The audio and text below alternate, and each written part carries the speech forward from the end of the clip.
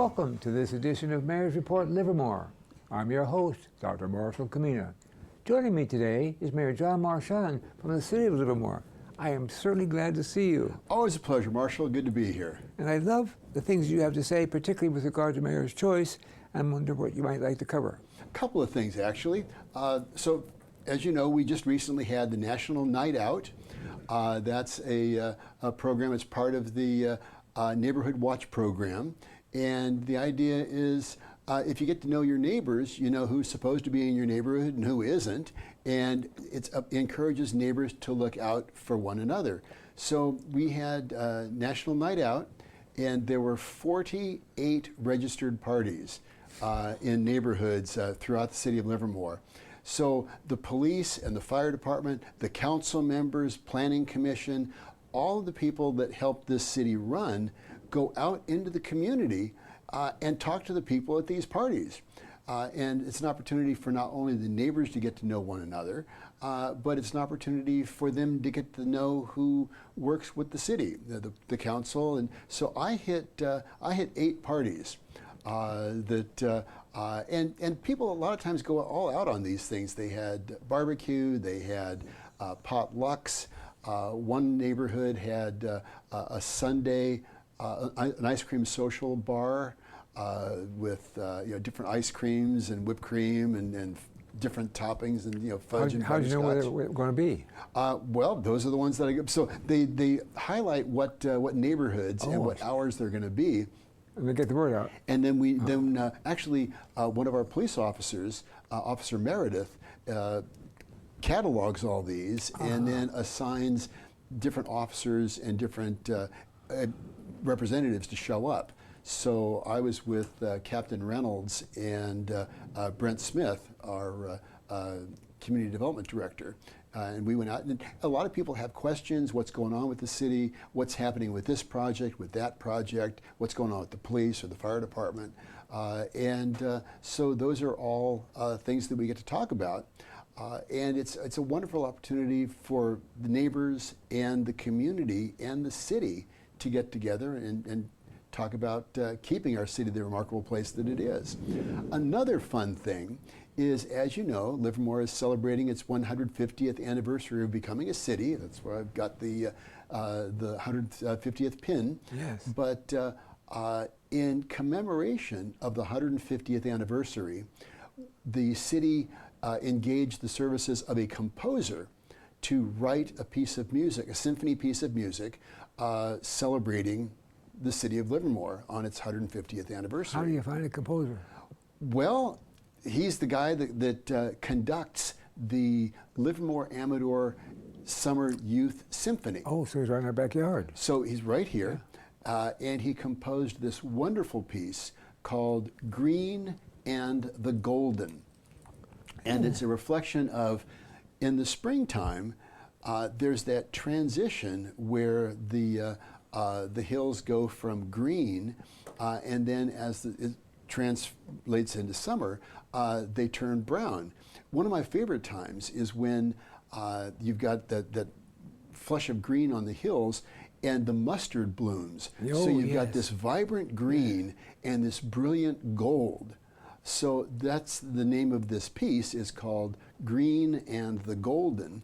So he composed this. We had the world premiere last Saturday at First Presbyterian Church, the Livermore Amador Youth or Summer Youth Orchestra, and so it was the world premiere of Green and the Golden.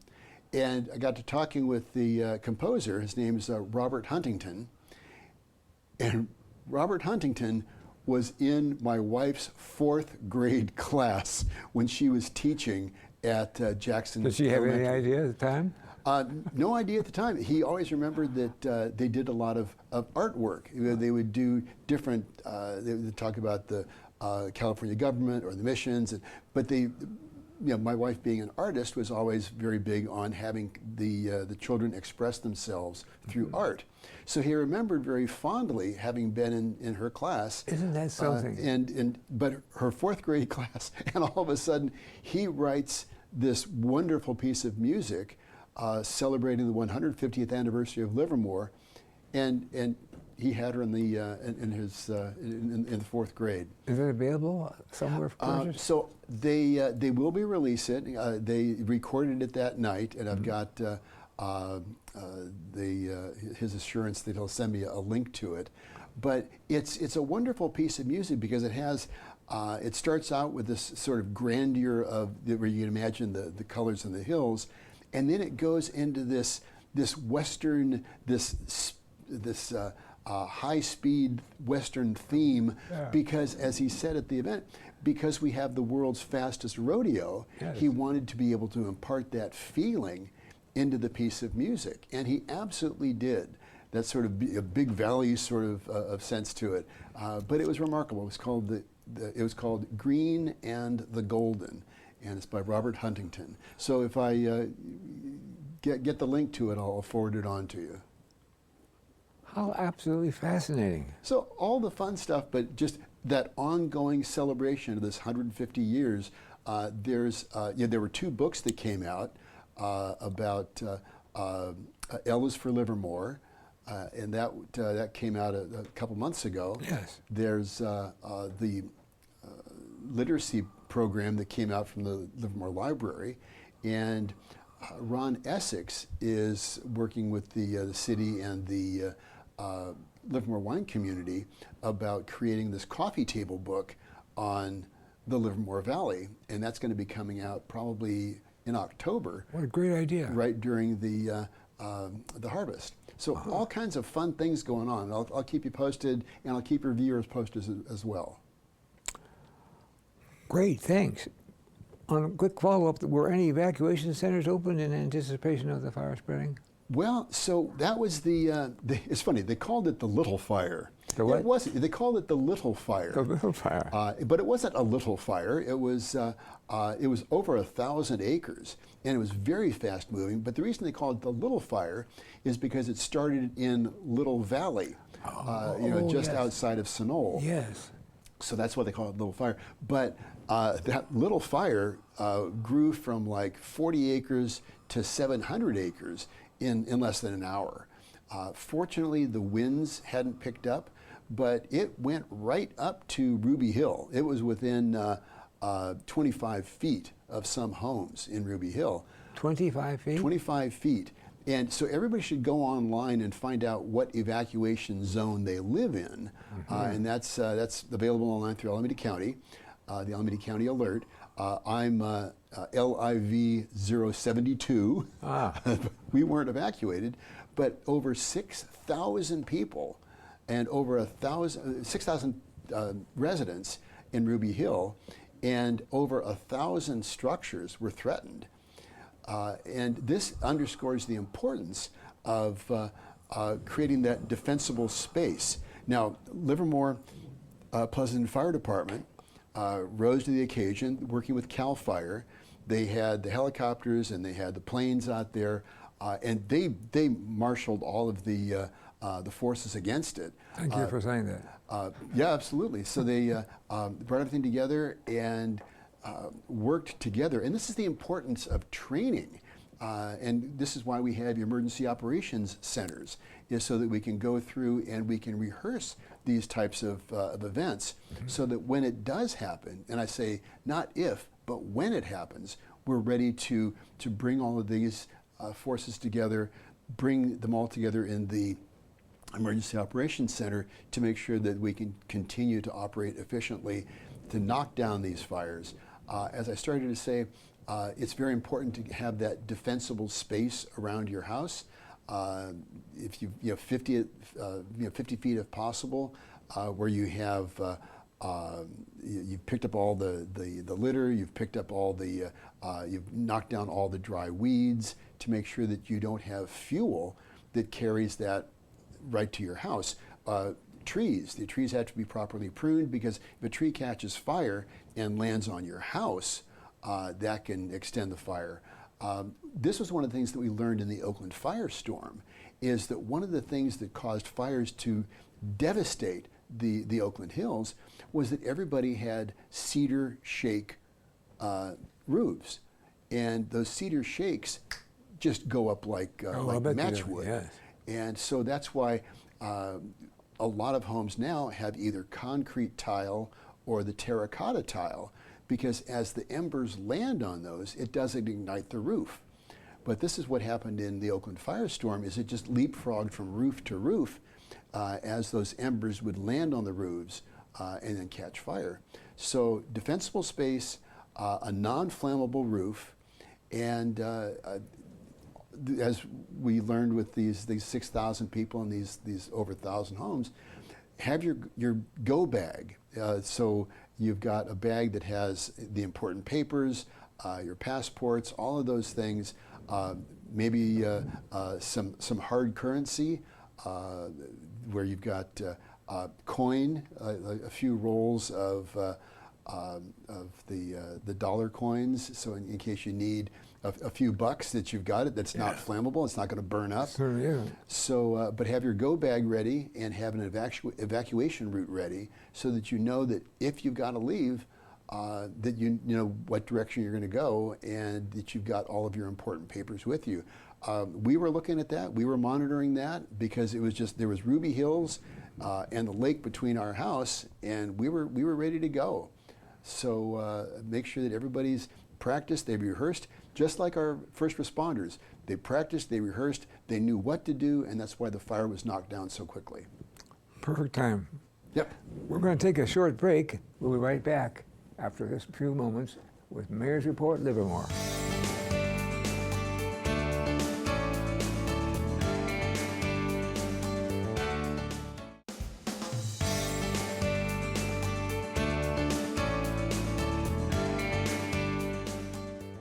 Welcome back to this edition of Mayor's Report Livermore. We're here talking with Mayor John Marchand from the city of Livermore. Now, at a recent city council meeting, you and your cohorts approved $2.5 million, not trillion, $1 million to address uneven sidewalks. Where's that funding coming from, and what are some details about the project? You have 4 hours to tell us. Okay, good. Well, 4 hours, I should be able to fill that. So what we did is we looked at the city of Livermore, and there were literally thousands of places where the sidewalks were uneven. And rather than go in and dig these up and then pour new sidewalks, we actually worked with a concrete company that can slice the sidewalks to level them out. So rather than dig and re-pour, it's much more efficient and much less expensive. More like this than it is this way? Well, because if you got it's offset like this, well, it used to be you have to dig out the one portion and re-pour it, but in this case, if the offset is less than an inch, they can just slice the concrete and regrind it, and it levels the sidewalk. So if it moves, it's up and down, not back and forth. Right. Well, if it's back and forth, you're not going to trip on it. Right, that's true. But if it's the vertical offset, then people can trip. So, but you'll lose money in the little area between. Yeah. So what we did is using measures F and measure BB. That was the sales tax measure BB funds. We repurposed those funds to work with a cement contractor. It's a precision concrete cutting.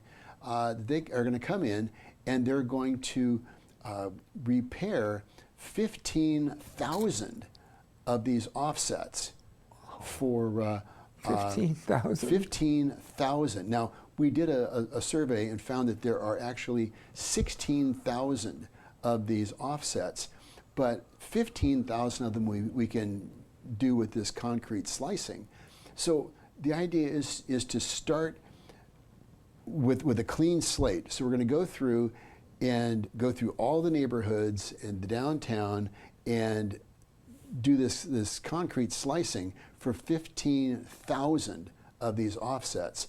So we're going to hand over 15,000 of these sidewalks to folks, because in the 1940s, the state ruled that people are responsible for the sidewalks around their house.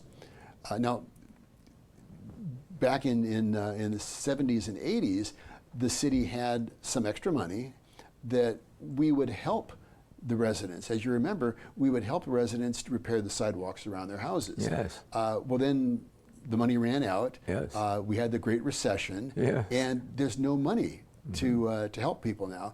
But since 1947, people have been responsible. The homeowners are responsible for the sidewalks.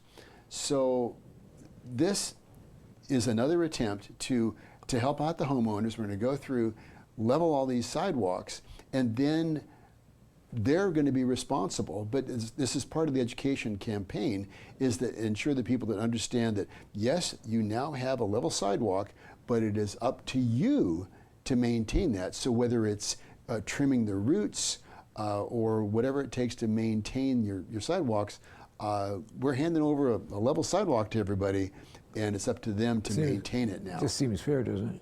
It certainly does, and because the responsibility lies upon them. This one of my favorite statistics is that in Livermore there are over 8,000 curb ramps. The little wheelchair ramps on curbs. There's 8,000 of those. Those are worth $48 million. Just to put that. Yeah, just to put that little thing in. Wow. But those are all assets that the city has responsibility over. But the sidewalks, those are the property owners. So we've combined these Measure BB and Measure F, which are the vehicle licensing fees. So we're going to repurpose those into doing all this concrete cutting to it comes down to quality of life, to make sure that everybody has equal access to the sidewalks.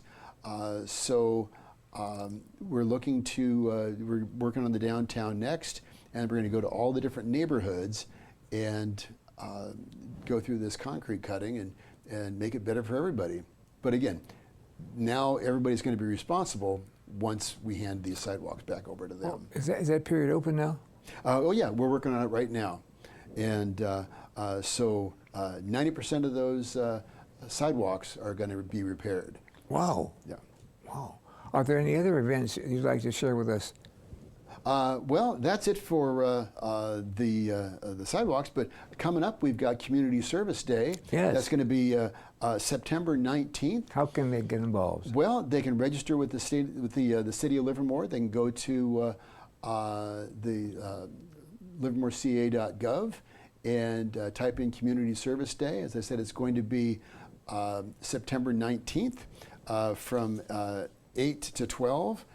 We partner with the Livermore Area Recreation and Park District, the school district, and last year we had over 600 people volunteering their time to help out. And then we're starting out with a breakfast at Robert Livermore Community Center, and that's going to be prepared by the Pleasanton Firefighters, Livermore Pleasanton Firefighters, and they're going to head out to the locations, and then they can go to livermoreca.gov/CSD, that's Community Service Day, and learn how they can volunteer and help out. I said we had over 600 people last year, and it was a great time. Have you got one more thing you might share with us? Sure, we've got the Livermore Library is going to be hosting a story time at Big Trees Park on Cathy Isn't that Way. a good event? It is. It's going to be Cathy Way, August 15th. It's going to be story time out in the Big Trees Park, and then Pleasure Island Park on Pearl Drive on August 22nd. And these are for families and children. And then Police Department is going to be hosting a free e-bike education course August 25th from 5 to 6 p.m. at the Civic Center Library in the Storytime Room. We have found that most of the accidents that happen are young people between the ages of 12 and 18, and we figure it's really a matter of education. A lot of what people are riding on sidewalks and on streets are not legal, so we figure it's important to educate people rather than cite them straight up. So go to police.livermoreca.gov for more information, but this is a free e-bike education course put on by the Livermore PD. Do we have something on the books though that helps pedestrians and others against against people who are having those little motorcycles that go on and off? You know, it's dangerous, and this is why we have these education campaigns. We're working with the school district to ensure that people know what's legal, what isn't, and we're actually working on an ordinance on motorized vehicles on sidewalks, because sidewalks are called sidewalks for a reason. As you walk on them, you don't drive on them. So we're working on that too. Anything else you might like to bring up in the few minutes we have? You know what? I think that's where we are. We've got Community Service Day. We've got the if you got another minute here, we've got Community Service Awards. Yes, please. So these are people that have been working on beautifying their properties, whether it's landscaping or whether it's remodeling their homes. Some folks have done some remarkable work on the facade of their home. But these Community Service Awards are to recognize people that have are beautifying their neighborhoods, whether it's highlighting a historic property or redoing the landscaping in a drought-tolerant fashion. They should be recognized so they can go, people that either are doing the work themselves or want to be able to recognize a neighbor. They can go to livermoreca.gov/nominate-beauty. And the nomination period is open until September 15th. The awards will be made at the council meeting on November 23rd, but it's open until September 15th, and this includes any public or private spaces that you want to be recognized. So again, it's livermoreca.gov/nominate-beauty. Well, thank you, Mayor, for being here today and updating us. And thank you for watching this edition of Mayor's Report Livermore. Join us for the next episode of Mayor's Report right here on Tri-Valley TV. I'm Dr. Marshall Kamena. Thank you for joining us.